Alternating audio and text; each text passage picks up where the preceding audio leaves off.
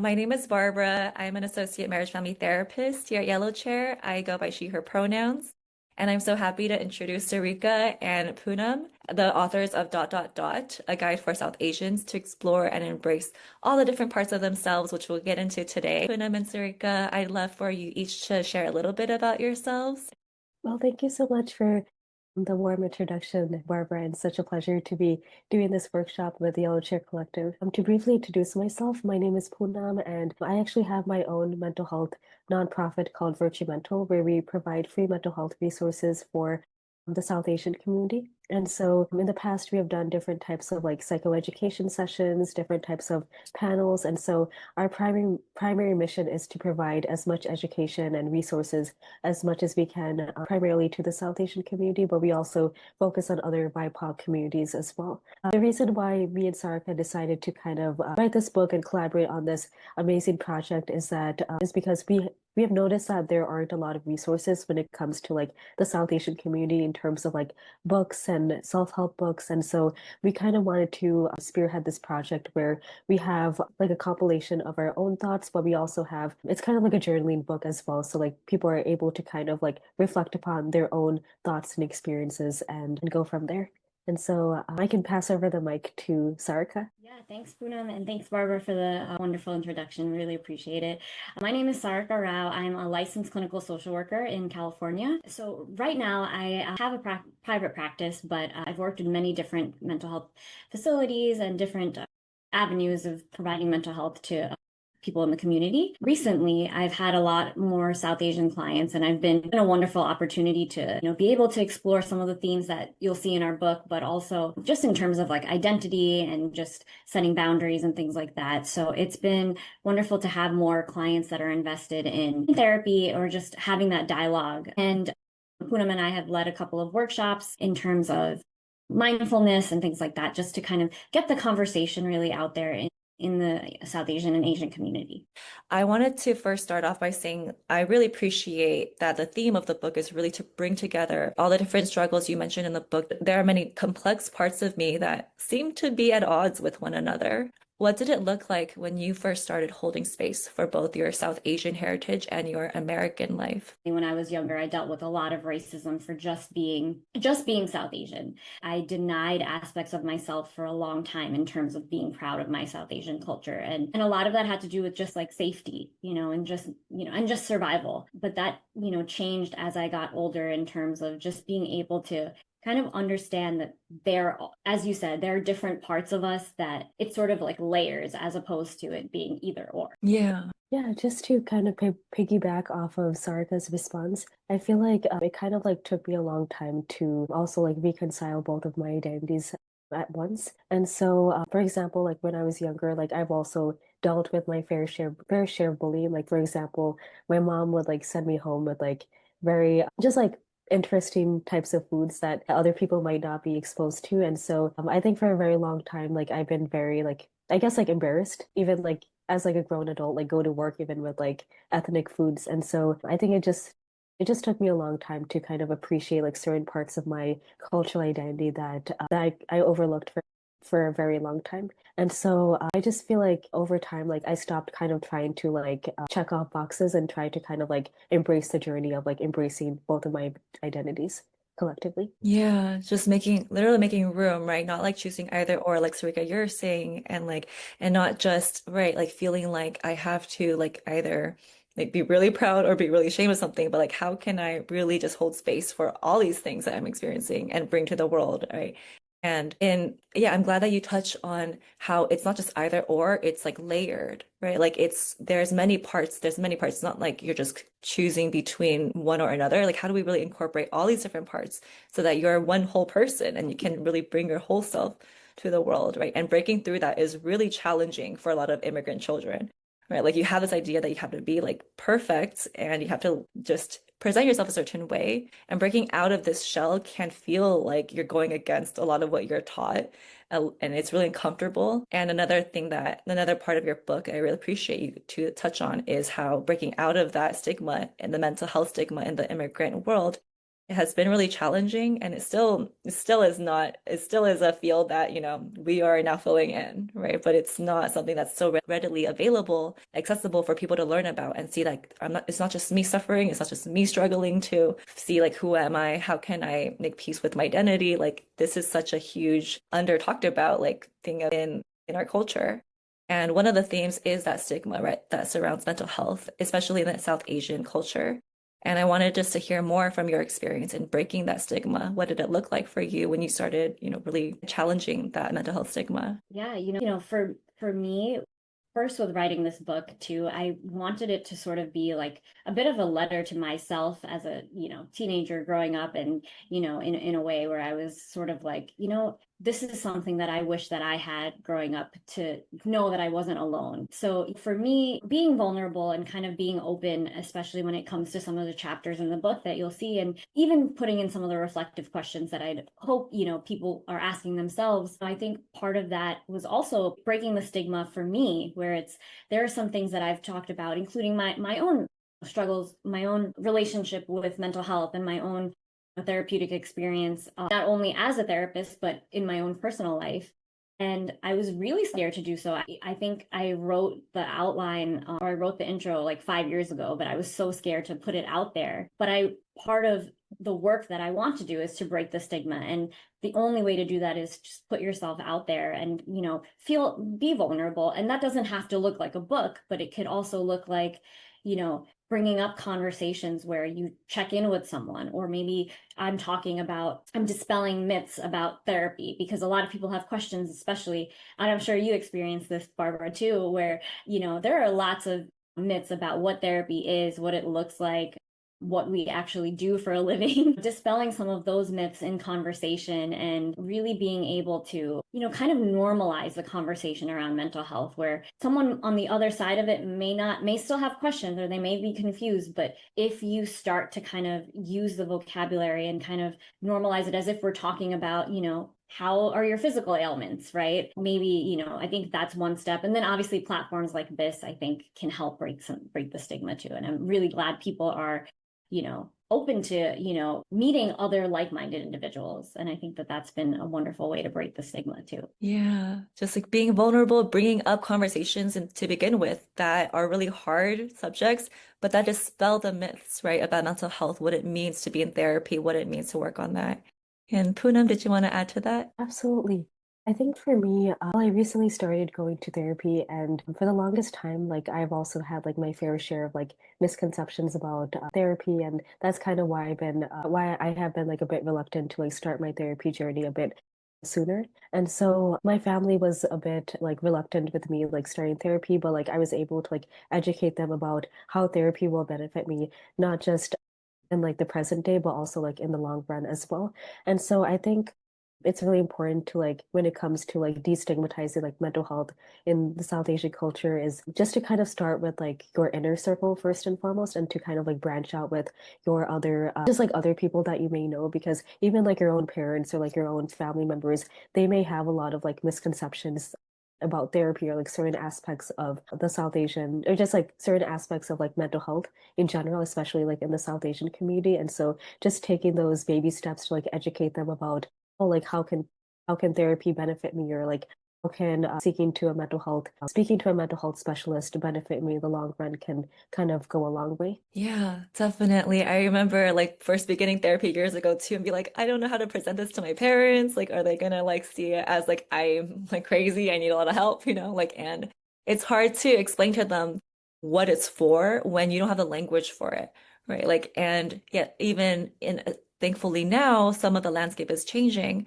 but it still is within immigrant families really stigmatized to say the word therapy, mental health, like disorders, right? They kind of see that as like really scary and intimidating to bring into their family. Like, and you're right, like it starts with your innermost circle of like people you trust really. And know that like, well, there is real care here that like maybe I can talk to them about this thing that seems scary, but we can open up, be vulnerable to dispel these myths about what it means to be in therapy and what it means to focus on our mental health, right? And oftentimes that can seem like something that is conflicting within families to bring up because it might spark up some triggers. It might just, have a different have a lot of different reactions from family members. Seeking support is something that can be just conflict in itself within an immigrant family because they're like, what does it mean for you to get therapy?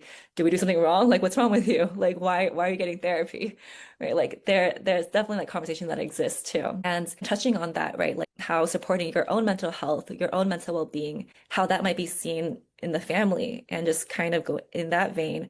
A lot of times when we feel like we're honoring parts of ourselves, parts of like honing parts of ourselves that we are really cultivating, like after as adults. And sometimes that can look like it's going against our family's values, our family's, cultural norms. And this is something that definitely not only me, but a lot of my clients struggle with is feeling like, well, I'm now on this journey of really finding myself and discovering who I want to be. I still really love my family and my culture, but it feels like again, there's some conflict here. And it's really hard to reach out for support, right? Like even within your closest people, it's hard to reach out and be like, hey, I'm starting to deconstruct these ideas of mental health, like stigma. I'm starting to like really develop like who I am as a person. It's really difficult still to ask for support. And I want to hear from you too, like what words of encouragement would you want to offer to people who are just trying to, find themselves like in this on this path, who are trying to do the work of breaking the stigma of accepting all parts of themselves. So what would you want to offer to the people who have started that journey? I can go ahead and answer that question. I think for me, I would just say like take things one step at a time and like taking baby steps as well. With therapy or like with anything in life, like things don't really like you don't really see those results like right away. And so just taking those baby steps to improve yourself and to improve your mental health. And just also like on top of that, like staying consistent as well, because everything kind of happens with like consistency. And so like for example, like I've been going to therapy for around like a year and a half-ish. And so like I still feel like there's so much that I need to improve upon, but it all kind of goes down to like consistency, but also like taking those baby steps to like improve upon, like just kind of like improve upon your mental health in a sense. Mm-hmm. And from my perspective, I definitely, I think the reality is when you are working on things or when you're trying to, break certain stigmas or break certain cycles, right, and work through intergenerational trauma, it can actually feel quite lonely, especially within your family or maybe even your friend group. And I think that that's where you really need to find your people.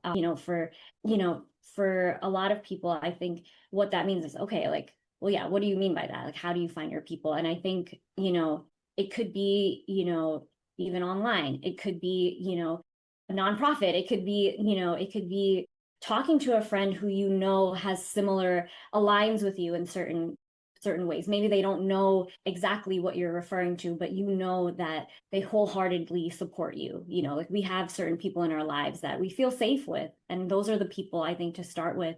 And then maybe even branch out to like bigger organizations and places where, for example, for me, I found a community online of like South Asian therapists. And that's been really cool to be able to interact and be able to, whether it's bounce ideas off each other, but even know that we have had maybe some similar challenges, and these are some things and those are some conversations I may not have with my friend who may not understand. So I think it's also choosing who you want to let in. Right. Like taking what both of you said, like the baby steps, but also with the right people, right? Like kind of like going at things consistently at your own pace with the people that like have already built some trust with you and people who you feel like it's okay to start to explore this parts of myself, right? Like as you're acknowledging, the both of you are acknowledging, it is hard for the people around us sometimes to completely be accepted with open arms with concepts that maybe are a little bit foreign or a little bit intimidating for them. And right, to really like still focus like and center your well-being, your personal journey,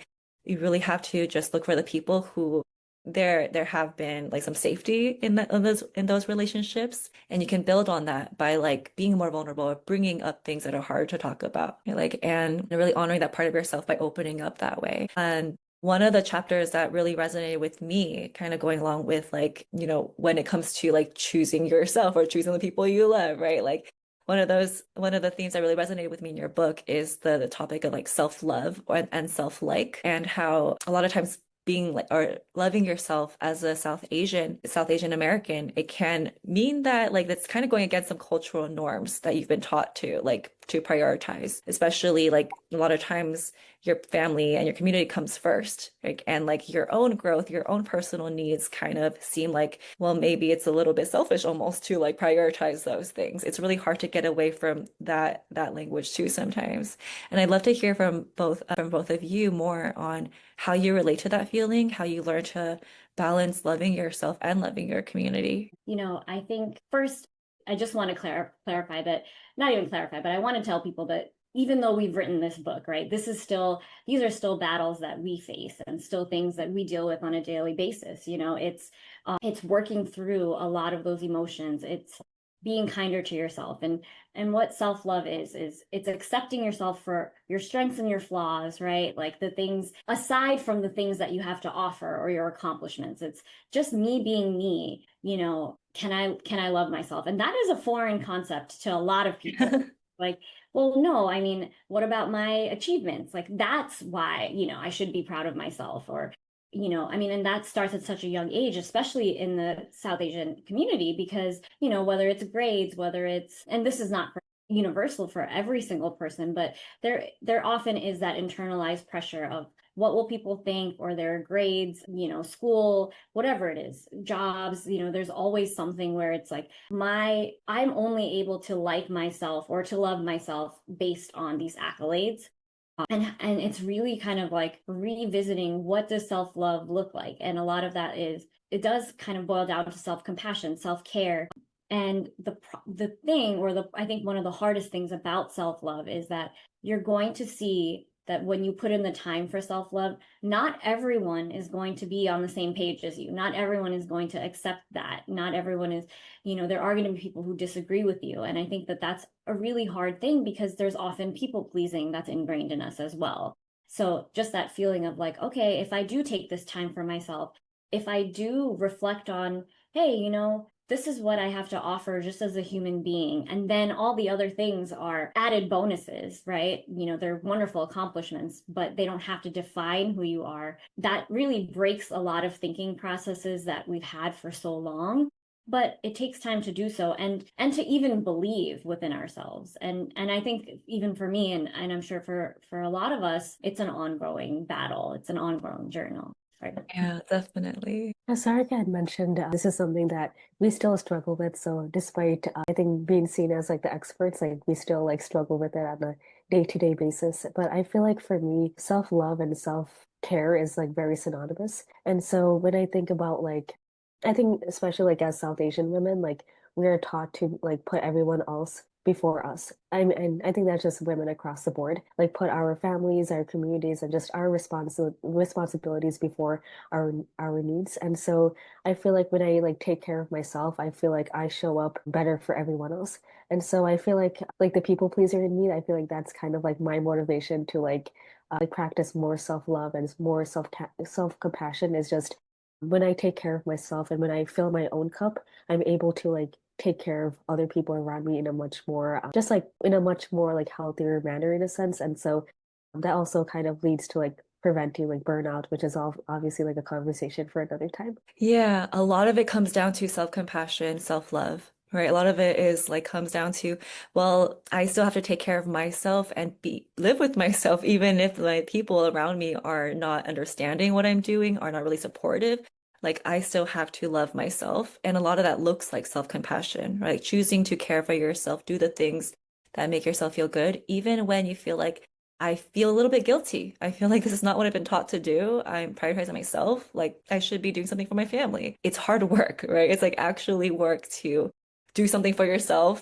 As counter like intuitive that might sound, it's like it's really a lot of work to put yourself first. And I really like that, the kind of what you two both kind of conclude is that the answer is self-compassion, self-love. We really have to like start with ourselves and love ourselves because we've been trained, to care for the people around us, especially as women, Poonam, like you mentioned. But where are we in that equation, and what is the cost of us getting lost there? And I know that's something that's so challenging for so many of my clients, like is cultivating self-compassion because they can't help but, see that as selfish, see that as just like very absorbed and self-centered. And I want to hear from you too. Like I completely agree. Like as, quote unquote experts, we all completely struggle still with all of these things still. But I would love to hear how you two have been able to maybe overcome some of those thoughts, feelings that come to you when you're trying to cultivate more self-compassion. How do you really still like really look after yourself and make sure that like you are still practicing compassion? Yeah,